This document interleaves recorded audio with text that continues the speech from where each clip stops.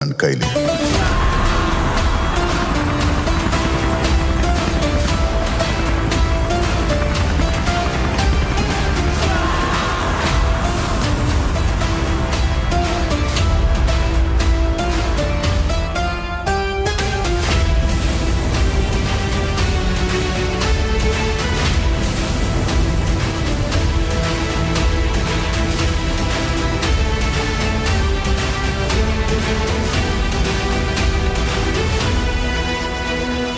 ಅವನನ್ನ KGF ಕಳಿಸಿದ್ದು ಗರುಡನ್ನು ಹೊಡೆಯೋದಕ್ಕೆ, ಆದ್ರೆ ಅವನು ಹೋಗಿದ್ದು KGF ನ ಆಳೋದಕ್ಕೆ. ಅದಕ್ಕೆ ಮೊದಲು ಗರುಡನ್ನು ಹೊಡಿಬೇಕಿತ್ತು, ಗಾರ್ಡ್ಸ್ ಇಂದ ತಪ್ಪಿಸ್ಕೋಬೇಕಿತ್ತು, ಎಲ್ಲಕ್ಕಿಂತ ಮುಖ್ಯವಾಗಿ ಜನರನ್ನು ಅವನ ಕಡೆ ಸೆಳಿಬೇಕಿತ್ತು. ಅದಕ್ಕೆ ಶಾರ್ಟ್ ಸರ್ಕ್ಯೂಟ್ ಮಾಡ್ದ, ವೈಟ್ ಲೈನ್ ದಾಟ್ದ. ಆದ್ರೆ ಮೊದಲು ಅವನು ಹೋಗಿದ್ದು ವಿರಾಟ್ನ ಹೊಡೆಯೋಕೆ.